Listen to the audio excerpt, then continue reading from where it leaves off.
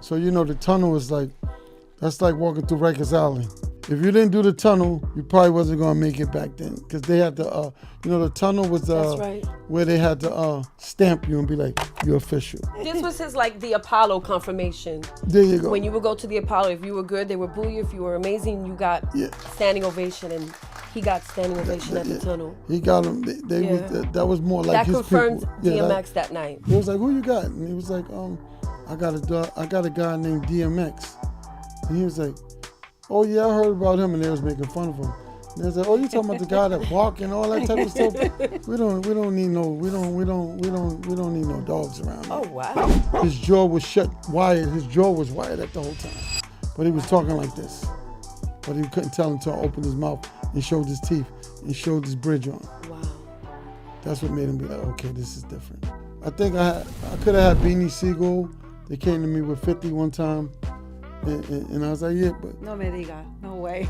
Yeah, they came to me with 50 because I think one of my guys from Queens came to me, I think his name was Prince, if I'm not mistaken, came and played me the music. I was like, I ain't gonna be able to do that right now. So, I passed up on 50. I passed up on a lot of people. It wasn't that I passed up on, this was for me at that time. It wasn't about really passing up on them. Before the closed-door meetings and high-stakes strategy sessions in the most powerful land in the world, Capitol Hill, there was another life. There were the 90s hip-hop clubs like the Epic Tunnel in New York City, late-night studio sessions, concerts, and adventures that stretched from Atlanta, Philly, Miami, LA, and Cancun to the biggest boxing matches in Vegas. My girls and I lived it all. Welcome to From the Tunnel to the Hill with Allison Zayas. Let's get into it. Welcome, Darrin Dean. Thank you. It's a pleasure to be here. Appreciate you ladies. Great to have you. I'm glad you got me here. I wanted to see you guys. You guys look beautiful. Thank you for coming through. The pleasure's ours. Of course. Tell me about the tunnel. Let's start there. The tunnel days back in the 90s, Mecca, Sunday nights. I know DMX performed there. Can you share one of your tunnel stories with us? The tunnel was probably like one of the first places we had bought X when he first came out. So the tunnel was like, that's like walking through Rikers Alley. The tunnel was like walking through. Yes. The tunnel was like back then. It was like walking through Rikers Island. It was like the gladiator school, what you would call it, kind of. Yes. So everybody had to be a certain type of person to be able to get in there because it was just too hectic. So That's true. That was like the first time we took X there. X is a loose cannon every now and then, so he was cut for us. So when we went through the tunnel, we didn't go through like you normally would go through the back and come in and they could get straight to the stage. No, we wound up walking through the crowd. We came in through the front door. So that means we had to go through the crowd to get to the stage. Wow. So it was mayhem. But this is part of our culture, it's where we come from. It's nothing, it's new, but it's not new to us. We familiar with it. X was familiar with it. It was huge for him at that time because he had a big song. In the tunnel, if you didn't do the tunnel, you probably wasn't gonna make it back then because they had to, the tunnel was That's right. where they had to stamp you and be like, you're official, because you got to go through this first to say you're official. So we went through there, we did what we had to do, and it worked out. And we here still to this day. We good. So when he took the stage, was he already an artist, or this was just you bringing him out and launching him? Or the song was already hot? He was already good because he was already doing a lot of performances before he even went to that stage. That was just a mayhem spot where there was a lot of people and there was just so many young people in there. But him taking the stage, he did plenty of stages before, but this one was the test of time because the crowd could say boo or do, this type of... This was his the Apollo confirmation. There you go. When you would go to the Apollo, if you were good, they would boo you. If you were amazing, you got standing ovation, and he got standing ovation at the tunnel. He got him. That was more like that his confirmed people. DMX that night. That blended him in with the that people. That iconic night, yes. Yeah, 100%.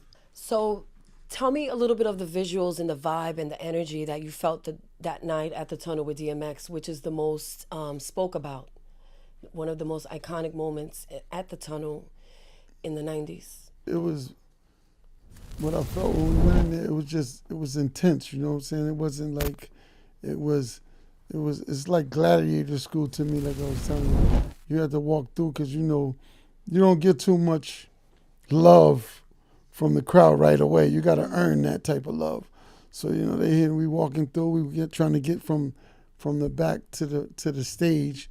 So you got to go through a lot of people. You got to see a lot of different faces. Speak to a lot of people, and it's kind of like for us because our brand is Ruff Ryders, so the name is Ruff Ryders. So they thinking in your mind, you think you rough, I'm rough, and so that mindset. So if you rough, then you should be able to walk through here with no problem.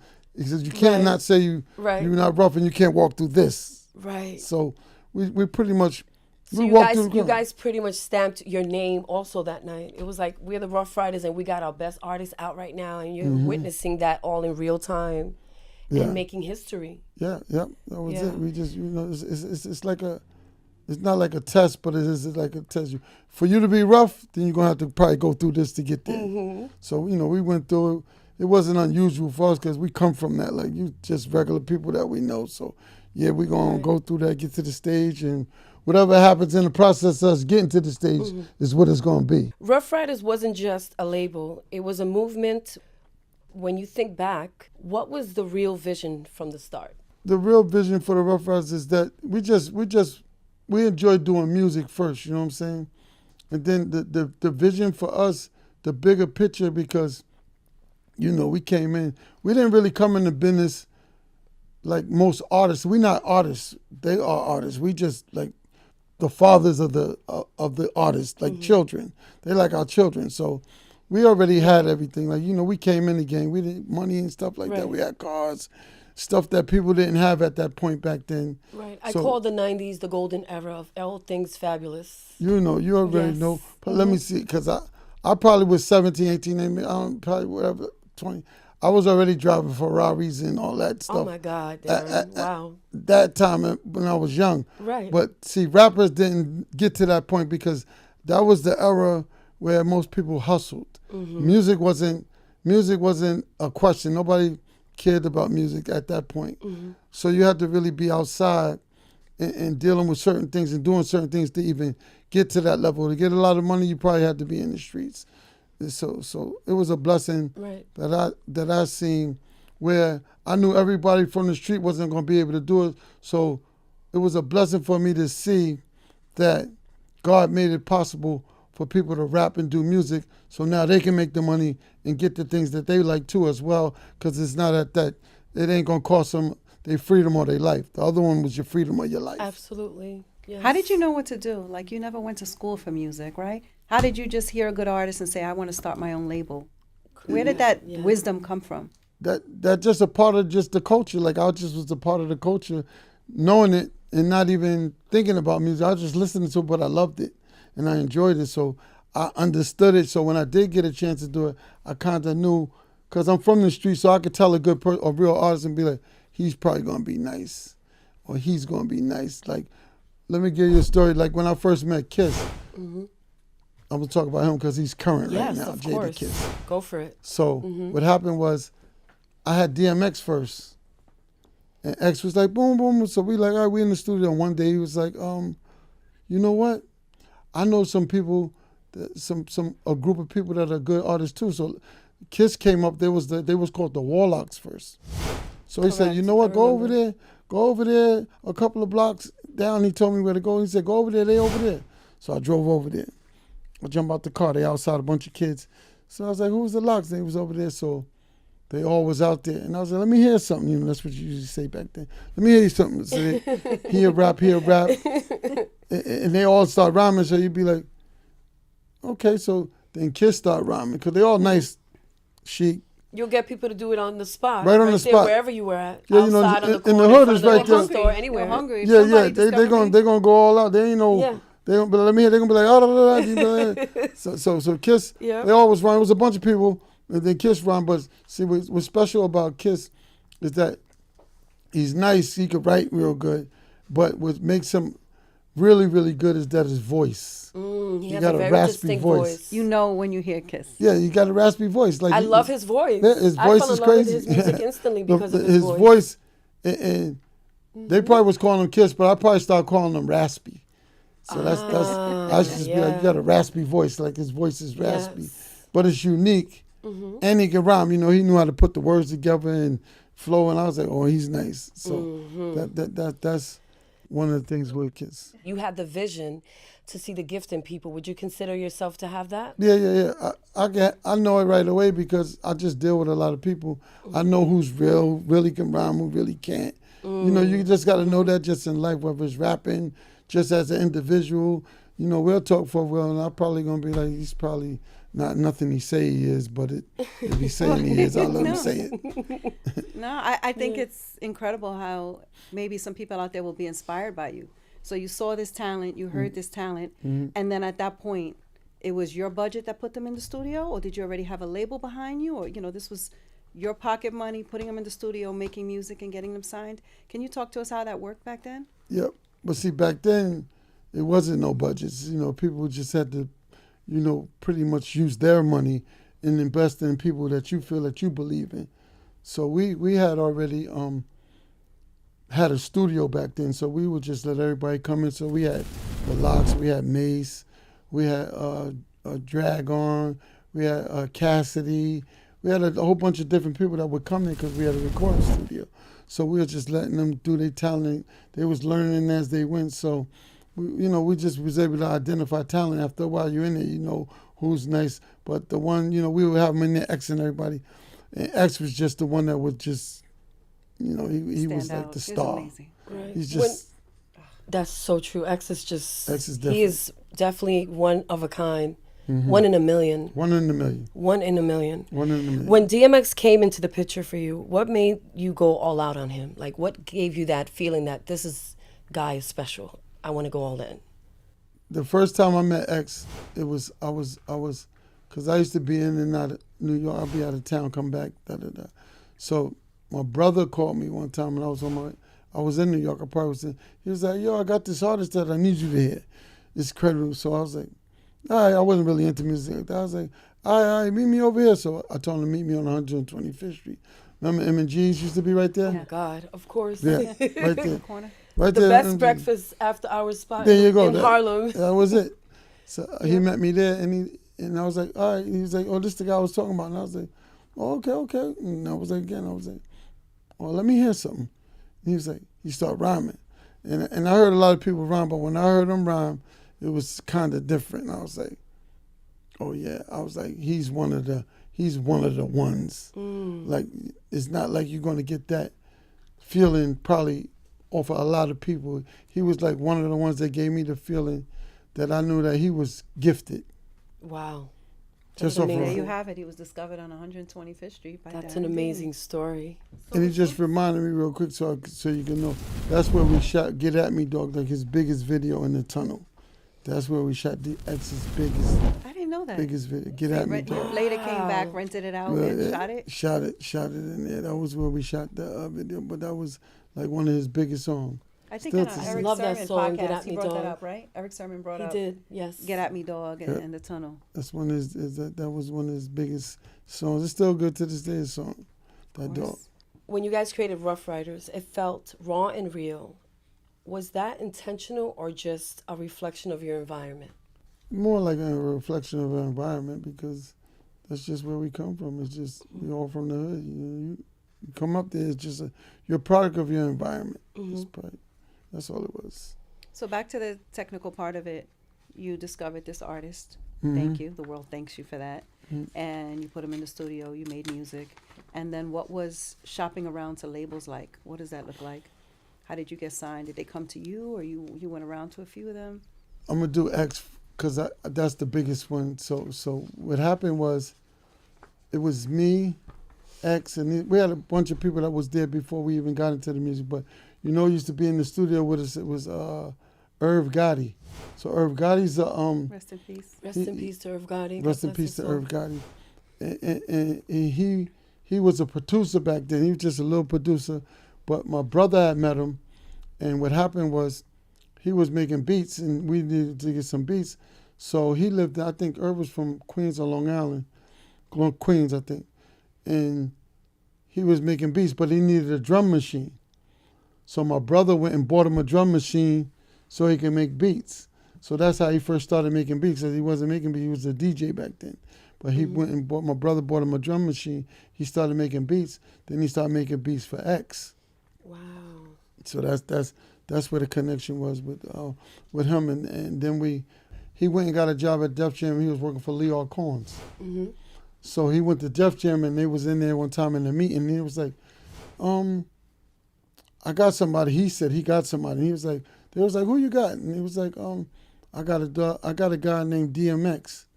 And he was like, oh yeah, I heard about him. And they was making fun of him. And they was like, oh, you talking about the guy that bark and all that type of stuff? We don't need no dogs around here. Oh wow. So he was hurt because he know X was talented. Hell yeah. Mm-hmm. He was like, what he did was he got up and left. He quit his job. Wow. Okay. He quit his job. He left. Leo went back and got him because they knew he was a good A&R. And they went back and got him, gave him his job back, and then said, okay. He said, I'll take my job back, but we got to go up there and see about DMX. So he gave him his job back. He brought Leo Combs up to the studio in Yonkers. And I had the Locks there. I had Mase there. I had everybody there. Everybody was there.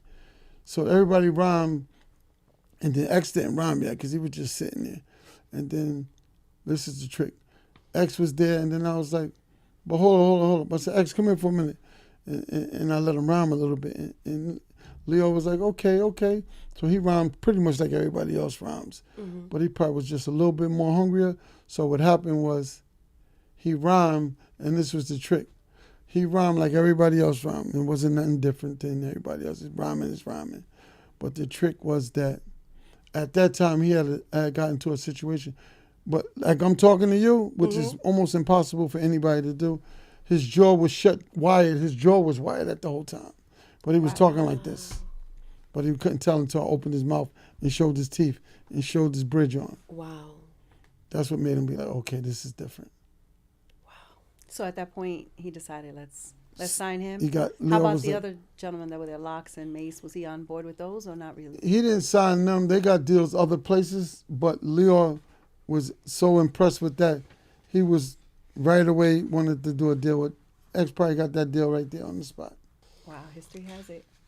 Mm-hmm. This is such. Have good you ever had stuff. talent that you passed up?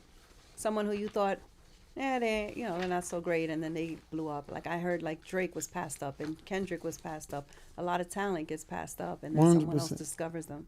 Have you had that situation? Yep, I probably had it a couple of times. I'm just trying to see who I passed up because I passed up a lot of people. Because, I passed up probably most of the people I think I could have had Beanie Sigel. They came to me with 50 one time. And I was like, yeah, but... No me diga. No way. Yeah. They came to me with 50 because I think one of my guys from Queens came to me. I think his name was Prince, if I'm not mistaken. Came and played me the music. I was like, I ain't going to be able to do that right now. So, I passed up on 50. I passed up on a lot of people. It wasn't that I passed up on them. This was for me at that time. It wasn't about really passing up on them.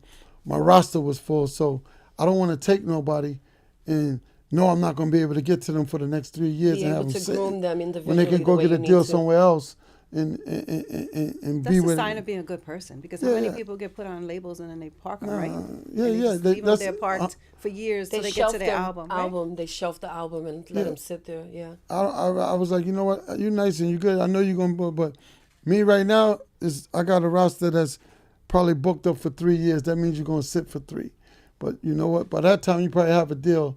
If you don't, then we can revisit. But right now, you go ahead and if something come across and I can help you here and there, then you can do that. So I'll let them go ahead. I don't want to let them sit for 3 years, knowing I ain't going to do nothing with them. In the 90s, music felt rich. Like this was an abundance of talent across hip-hop, R&B, and rock. It wasn't just good, it was incredible. What do you think created that kind of era? And I should also add, it's still special to this day. A lot of music from our era is still very vibrant. Like even the young kids want to listen to our music as opposed to what the music that is out right now. What we did was original. Mm-hmm. Everything else is different now because they get to use auto-tone and different things. And everything else was raw. Mm-hmm. It was just, this is it. And it wasn't about the money because they wasn't even making money back then. It was just the talent that everybody was able to express themselves through the music. You know, the music is just a platform for us to express ourselves. What we rhyme about is probably what we go through, or what we seen, or what we witness. So it's not no make believe. Sometimes other people might rhyme about things they never did or they never going to do. Back then, this is what we're doing right now as we rhyming about it. Yeah, Eric Sermon described it as it doesn't have soul, the music right now. So back then, our music was very passionate. It had a lot of soul in it. And it was from our experiences, what we were going through in the moment. Right, 100%. They don't have to have soul because they're not going through it. No, you're talking about not. stuff you're not going through, so you're not going to be compassionate about it like I am. I'm talking about it because I went through that. You want to talk about this, you want to talk about that, you talk about jail, you want to talk about, you ain't go through none of that. You ask some of them after them, you be like, but have you ever been in jail? They'll be like, no, I just know about it. You ain't go through it. We have a friend of the show in Myson, and he speaks highly of Ruff Ryders and his time hanging out with you and DMX. Can you share a little bit about him and how he became intertwined with Ruff Ryders? Who, my son? My son. I know he never signed, but my son is like one of my main guys that I never got a chance to sign, but I was able to try to kind of mentor him a little bit and inspire him because I met him through one of my good friends, which is Tone. Tone had him and he brought him to me and he's like, boom, and I wasn't able to sign my son because I had a roster already. So I didn't want to, he was another one that I wouldn't want to be able to sign and then I can't do nothing with him. But I know he's good. But I wouldn't have mattered because the roster was full. I couldn't do nothing about it. So my son was probably one of the best. I had this because I didn't get to sign him, but I got a chance to let him and X battle. I heard about that. So in Bronx, right? Yeah. You want to share for our audience a little bit about that? Yep. That was so one day they called me and I was like, all right. So I had X with me. I went to the Bronx. So my son's from the Bronx. I think it was in the Bronx. I ain't really sure where it was, but it probably was. And I had X, and him and X was battling. And X don't really get he don't really lose too many battles when he come to battling because he's one of the toppers. So that was one. It was like two battles I had to say that was kind of a draw. I gave it that on that level because you had to be extra nice, not okay. And him and my song was one, and Jay-Z was one. He battled Jay-Z. Yeah, I never knew that. Of course, him and Jay-Z battled, and my song and him battled, and those are the two I say. It was neck and neck. Well, my son, as you know, wound up being signed by Violator and then, unfortunately, going to prison. Yeah, He interrupted that. That's the only reason why he didn't get to probably where he was supposed to get to, but he got the talent, and he had to go to jail, and he did a little time, and that kind of changed everything for my son. I met DMX in Cancun during one of Puffy's events back in the 90s. Right. And he was easy on the eyes, and he was kind, smart, funny. Yeah. You know, I only hung out with him for a few minutes, right. half an hour, but I thought highly of him. Jeanette, you want to share a little bit about your experiences with DMX? Unfortunately, I didn't get to meet DMX in the early 90s when you guys had signed him. I'm sure I was in many rooms around him. I just never connected to meet him at that time. Right. But when I finally did get to meet him later on in like the late 2000s, we ran into each other and it was like walking. He was just like he was very humble. Yes. And there was a lot of fans around, and I just witnessed him being like just a regular person and allowing people to hug on him. He would hug them back. Yep. If they wanted autographs, he stood right there. It could be 50 people waiting for an autograph. He would sign autographs with no frustration on his face. He was very at ease in that situation. Like he knew that the people loved him so much, and he would love them back as well. There you go. And I just felt like he was a natural star, like what you said. When I finally got to meet him, I felt that energy too. I just feel that it's unfortunate that he is gone so early because I feel like he still had something else to give us. Yes. So that's just the only thing for me that I feel that's unfortunate that he had to leave us so early. Yeah. How does that feel to you? Do you feel like there was unfinished things for him? Did the business industry treat him unfairly? Could things have been a little different for X towards the end of his life? You know, he served his purpose. See, because his music is going to be heard forever. Like he's not an artist that just like for the moment. His is forever. Like you can hear his music right now. So he had a different type of vision in life. He was always God-given, godly person. In his mind, he was already in heaven. He was on earth, but in heaven thoughts. So he all he would talk about is God, and he just knew that my music is going to live forever. So he made it that way. So he would always make music that make it last forever, and that's why he's still here, because I don't feel like he's not here because I can listen to his music. If I want to hear him, I just turn on the music. So Yeah. he made a great impact in the music business, because I remember when we first came in with him, it was back then when Puffin was doing great, which was Bad Boy. They had a different type of vibe, and we had a different type of vibe. So Ruff Ryders, we kind of changed the game. We from the streets in the hood. They was more like on a different level of shiny suits and silk shirts, and they was more. Puff is more flashy. Right. He's wearing gator shoes, He's $5,000 he's shoes. Singing, and he's flashy. He's slick talking. We came in, was like, you know what, we gotta probably have to change this a little bit, because this ain't what most of the people are going through in where we from. So we had to represent where we was from. He represented from where he was from, which is with people that got money, champagne, bottles, and popping and all. These don't know nothing about no bottles. We got to just go right up there and give them what we know, Timbs, boots, and that's what we do know. You guys gave them Ruff Ryders. That's you it. said, here we are. Here's the Ruff Ryders, and you created a lane for that style. Because I'm sure after you guys started that, other people came right behind you with similar style. 100%. They probably were like, we could do that too. It worked out. You know why it worked out? Because we was able not to only change it from silks and shoes and stuff that people couldn't afford. We brought it to the people where we know they can afford exactly things that we got, and it was never able to go back. So right now it's still the same to this day. It's boots, sneakers, jeans, what everybody can afford is what we changed the game to, because the other stuff was too glamorous, too expensive. Nobody could buy a Versace shirt that's $2,000. Right. I go put a white tee on, they go, oh, we'll get a white tee. But you could buy that 2000 Versace shirt back in the day before you became a Ruff Ryders. I remember that. No. I probably had a couple of them shirts, but you know what? I'm gonna tell a little story. When I actually first met Darrin, you had a girlfriend at the time, and she was so fly and like dripping in diamonds, and I was like, okay, that's your man. And that was my first impression of Darrin. I already knew he was high level. High level. Yep. Yeah, high level. So I wanted to talk to you a little bit about Eve. We have to give props to our You look female. like Eve. Eve looks like you. You remind I'm me a like fan of Eve. hers.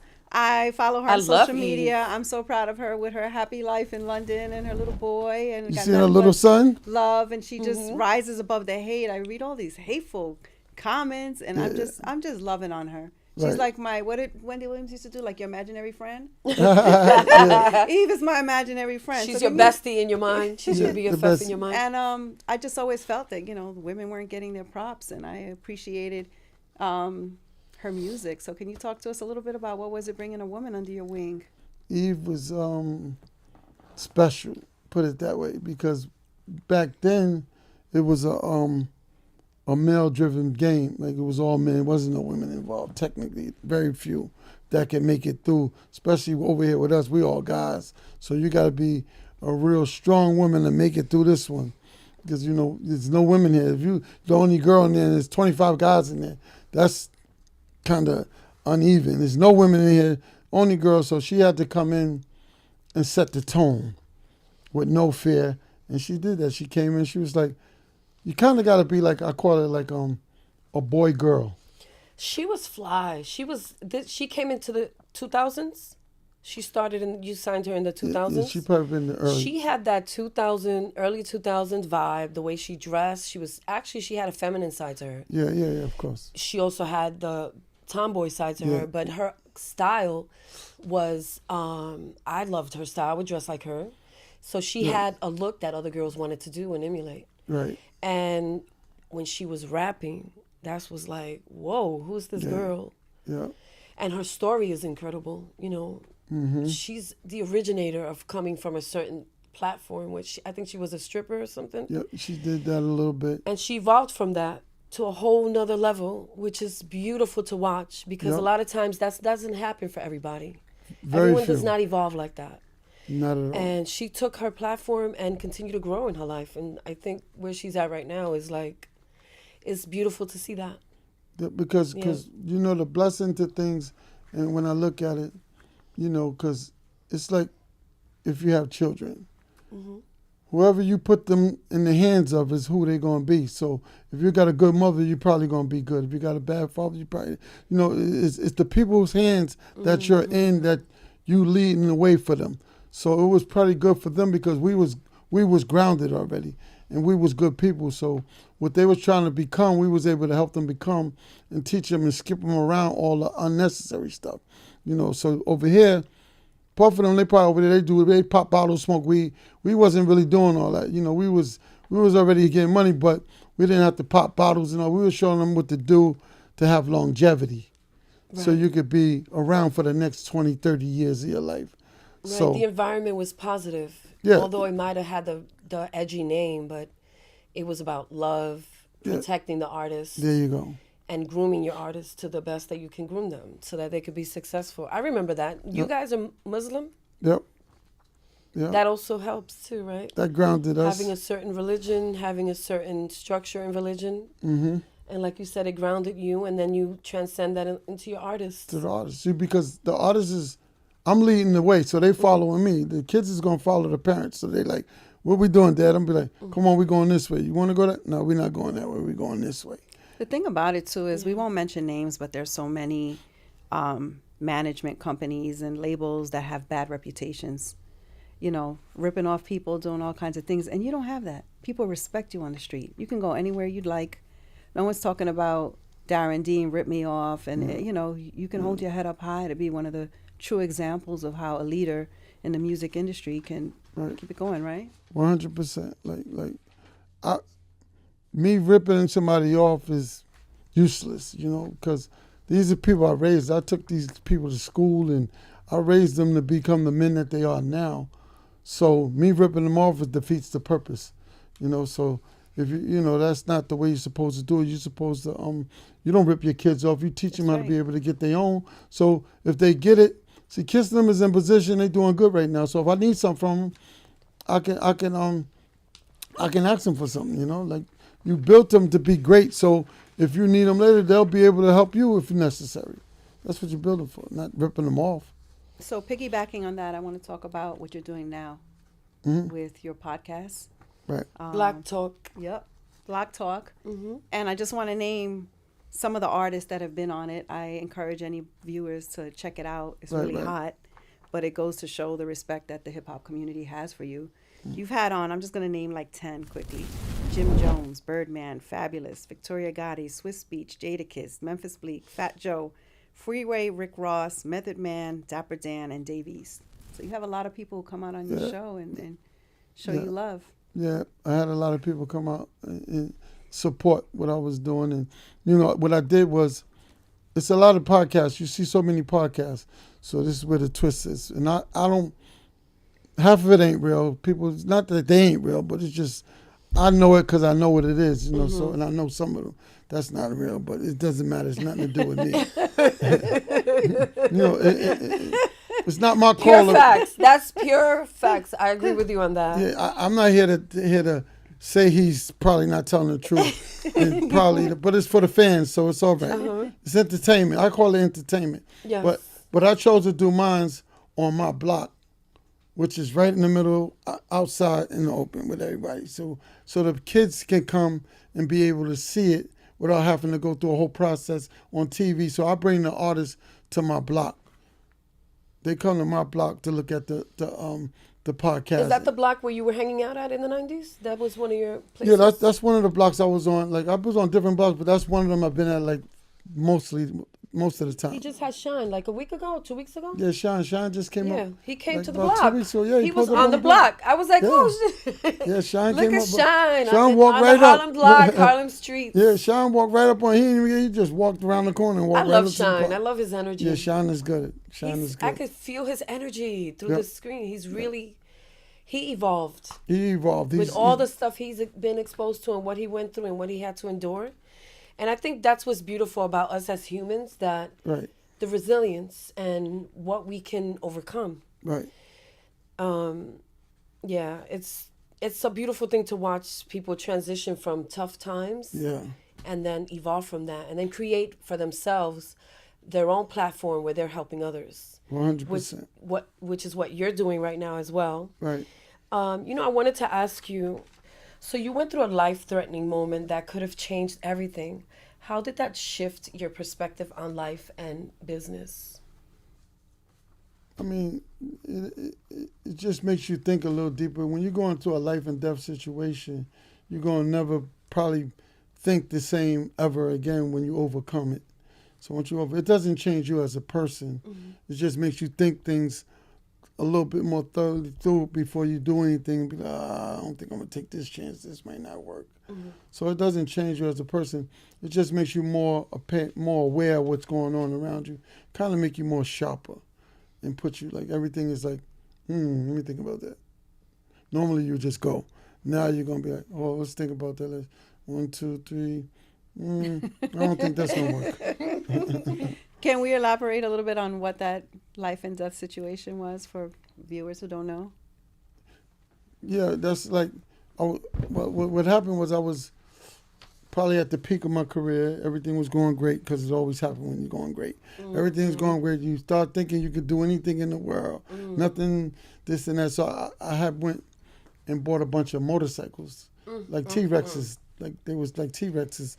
You know, we making money. We just buying things, doing whatever. Them dangerous big toys. There you go. So, I just bought them. So I used to just ride around with them. And I'd be running around in the hood because I'm good in the hood. So I'd ride around and I was just bringing stuff like that so people could see that they could get it. So I would bring it through and let everybody, oh, where's this bike? I'd be like, I got those. And it was fun, too, at the same time.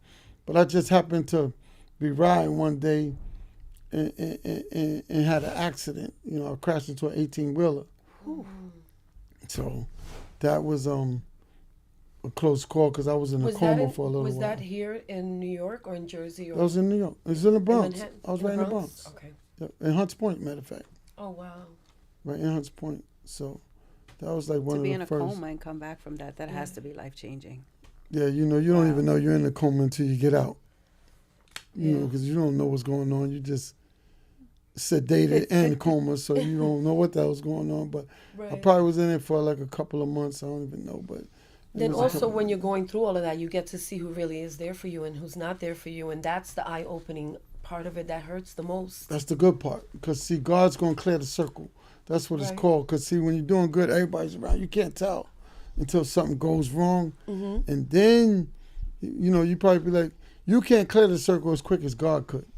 So he makes a situation happen to you. It looks like it's not good because it happened to you, but he was doing it to clear the circle for you. So when you come out of that situation, now you get to evaluate and look and say, okay, there's only 3 people here. Yeah, that's only 3 people you needed, not the 50. Right. He cleared the circle for you, so that was part of that. I'm glad that you are sitting here today, and you are having a really incredible moment right now with, you have new talent on your roster, right? ScarLip. Yep. And I heard recently that Angela Simmons is joining. Yep. My brother's doing something with her with the brand too, so we're working on something like that with Angela. So she's coming up. ScarLip is coming up. She's like one of the best female artists that's on the roster right now. So we're gonna be working her in this year. We're gonna put an album out, matter of fact, because we just got through picking out all the songs. So she probably got one of the best albums. Yeah, I remember seeing her when she became famous on Instagram, and that one song. Yeah. And I thought to myself, I really, really love this girl, because you could feel all the words and the pain or whatever she was going through. You could feel all of that. Right. She reminds me of DMX a little bit. There you go. She reminds me of DMX. You're on point. Mm-hmm. Look, nobody. Let me tell you, your favorite artist is DMX, right?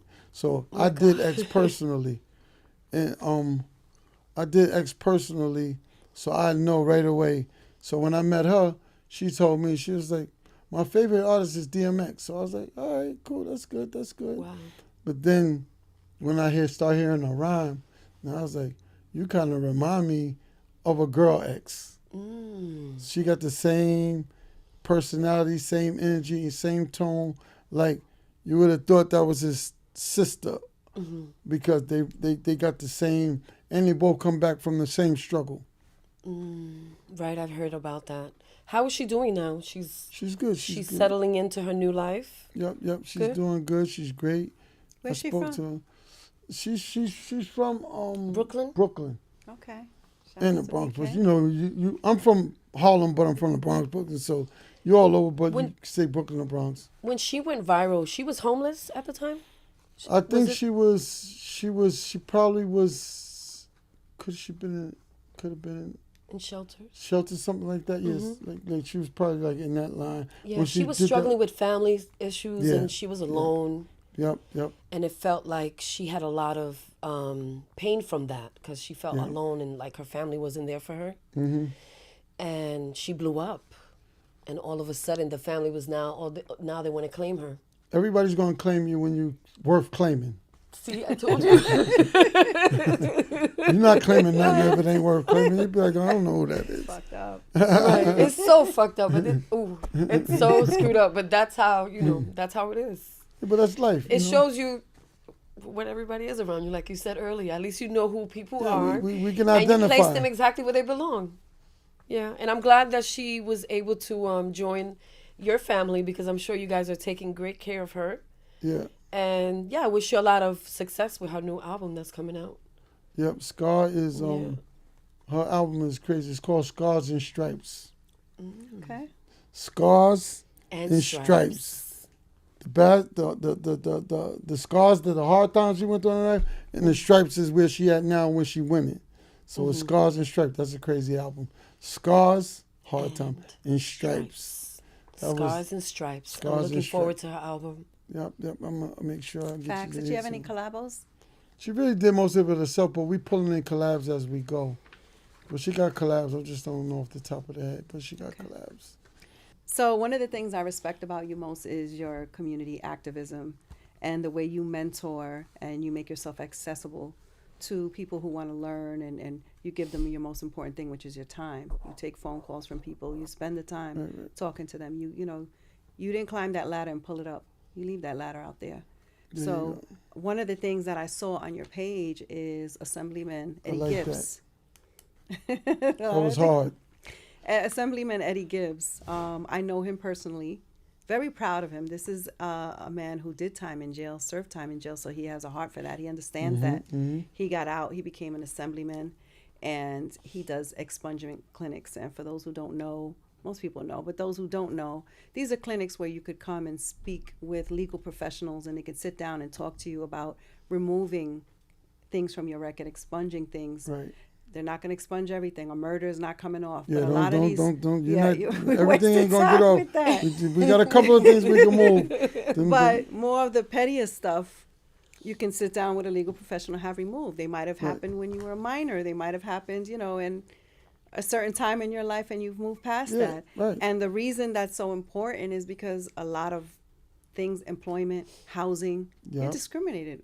Yeah. You do your time, you get out, and they discriminate Still against you and hold back, and you can't get that housing. That was 20 years ago. You can't get right. We want people to do better, but yet we discriminate on the housing and employment and everything else. So expungement clinics, I've been involved in them in where I live in Jersey, and I know you're doing this one in East Harlem. So I just wanted to big up that. It's today. Podcast won't come out for a week or two, but it just shows how much you care about the community and how much you're giving back. 100%. That was like one of those. That's a big thing for me. And one of my friends, Ronnie pulled us in, which is my buddy Cowboy's sister. She told me about it. So she grew up. Let's shout her out. I love her.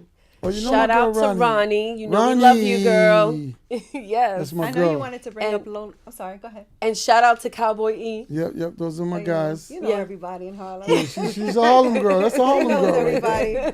She's a Harlem girl. I know you wanted to bring up too Lola Brooks. Lola Brooks is good. Yeah. Shout out to Lola Brooks too. She's one of the best rapping artists that come out of New York City, so she's great too. Yeah, Lola Brooks is hot. Yeah, She's Lola's hot. Lola's tiny and she's like a tiny big girl. Right. she's hot. Yeah, she's it. She's it. You've stayed connected to Harlem and consistently gave back. Why has that always been important to you? It's important to me because, see, I gave back so I can come back. So that's why I can go back. Like my podcast is in Harlem on the block. They don't look at me like I'm too good for them or I'm better than them. I look like I'm a part of them. I'm one of them. Right. Meaning, were you giving out turkeys right on the Block Talk block? Yeah. Recently? Yeah. Yep. I love that. When I was like, wow, look at Yeah. Darrin. Yeah. Doing big things in Harlem. That's beautiful. It's about making the community feel like they're important too. From building Ruff Ryders to creating new platforms and giving back, what do you feel is your responsibility to the next generation coming from those environments right now? It's probably the same for me. Is letting them know that there's bigger and better things, and they can do bigger and better things as well. Just stay focused, work hard, and chase your dreams. That's all you gotta do. Chase your dreams, right? Chase your dreams. That's it. When you do a little bit of a personal reflection, what was the biggest betrayal you ever had in your life? I don't know nobody betraying me. I don't know about all that. Allison doesn't know who Darrin is, but we're gonna. He's like, I'm not that one. Shit. Well, I wanted to go inside you. You know, most people come on here and they have a little vulnerability. But you're strong as an ox. I'll ask a question. Back then when you were young, He's like, get the fuck out of here. Nigga ain't gonna be here. that's funny. Back then when you were young, do you have any regrets of anything you were doing throughout the from the Ruff Ryders, building your business and in relationships? Are there anything that you would have done differently that you feel you wish you would have done differently, or you feel that you don't have anything that you would have done differently? So it depends on what that means to you. I mean, I don't regret nothing. Mm-hmm. You know, so you can't live with regrets because that's going to stagnate you from moving forward. You just got to be grateful, appreciative, and move forward. Whatever happened, you can't really focus on the past because you'll never be able to move forward and deal with the things in the future. So it's a learning process. So I don't regret nothing. You know, things happen.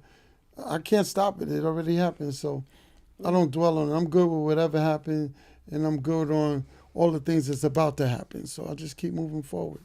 That's amazing. Well, Positive energy.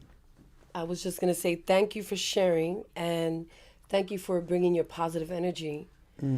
We here at From the Tunnel to the Hill appreciate it. And this interview has been incredible, right, Allison? It has. Thank you for coming on. Thank We you for appreciate you showing ladies love. for having us on. As my viewers know, I like to get political and inform you about things that you may not know about. So I'd like to talk about USAID, USAID. And Elon Musk came in with Trump and cut it in 2025. And what USAID did was give medicines and food to developing countries in Africa. And the stats are alarming. I'm upset that people aren't talking about it more. But just cutting that USAID in 1 year, it is estimated that 757,314 people have died. So we have babies in Africa who are now dying. This is not an exaggeration. This is real starvation. This is real medications not getting there because Donald Trump decided to cut off USAID. Between 2000 and 2021, 92 million people is estimated were saved by USAID. So when That's Elon horrible. Musk came in and slashed USAID, this is what he did, and this is the result. And it's not being talked about enough. Babies are starving. So Marco Rubio, you clown. You want to be the next president, and you oversee USAID, and we're never going to forget that you're a baby killer. And we're never going to forget that Donald Trump is a baby killer. And We're never going to forget that. No. And we even had Bill Gates. There's a lot to say about Bill Gates because he was friends with Epstein. So I'm not going to defend him on that pedophile level. But Bill Gates has dedicated his life to pouring billions with a B, billions of dollars into Africa. And he was enraged with Elon Musk doing this. We have the wealthiest man in the history of the world killing the poorest children in the history of the world. And Bill Gates did an interview with the New York Times blasting that and saying how he had a plan when he would die, when he would pass away, that all this money would go. But now he has to speed it up because of the death that's going on in Africa. And this is real, and people are not talking about it, and it enrages me. And then the latest thing the U.S. did, you know, a lot of people say, well, Africa, you have a lot of mines, you have a lot of natural resources. Why do you let people take them? I'll give you an example. The United States gave Zambia, up to today, April 30th, to decide on whether or not they were going to get their HIV medications or they were going to give the United States companies preferential treatment on their copper mines.